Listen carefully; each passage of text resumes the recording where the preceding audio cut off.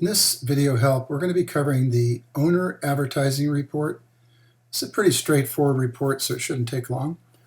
What we're going to do is I have one sample record in here, and what I'm going to do is I'm going to go ahead and show you that, and I think I covered this before in the last video over here, that this is the start date of the advertising, the ad company that you're putting it through, or entity that you're putting it through as far as the advertising, the ad cost, the date that it'll finish, and the property that it's for.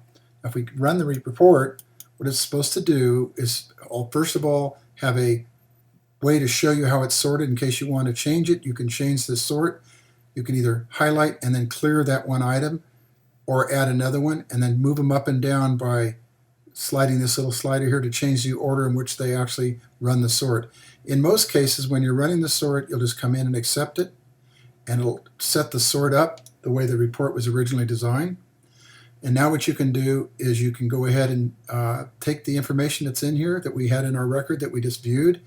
Now what this does is it shows you the property that is actually being charged. It does it at the top in a summary, and then what it'll do is every time this particular property was charged for advertising, it would list it, and then it would break to the next property and so forth all the way down through the report.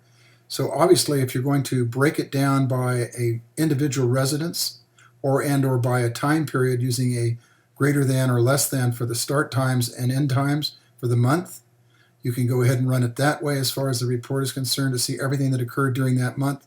And then again, you can go ahead and put the property in, so you can do it for the owner to run that property with the advertising for that property. In the report too, as I showed you before, you can also do the report by picking an owner, then coming to this screen, and all the owner stuff will be shown, and then you can do a date time secondary find to pick up only the date range that you want to for that period of time. Now the find mode is very important because it does run in the reports and does a lot of powerful things.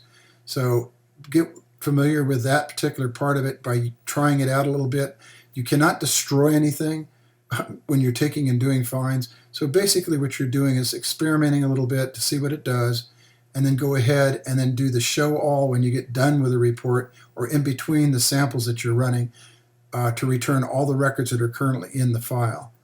If you want to return to the owner screen and review the record, whatever record is shown, if they're listed here, you click on the plus arrow down at the end of the record.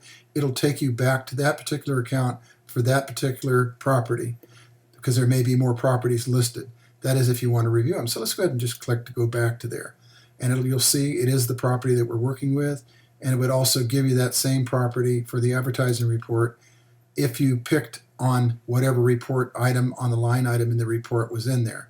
So, and you can also carry notes down here in the bottom where you can write notes about this. If it has anything to do, I sent out a advertising report to the owner on this date and he accepted it, blah, blah, blah, because this is a field where you can add as many things in or delete them when you want to. If you have any more questions on this particular screen, give me an email and I'll answer those for you. Thank you.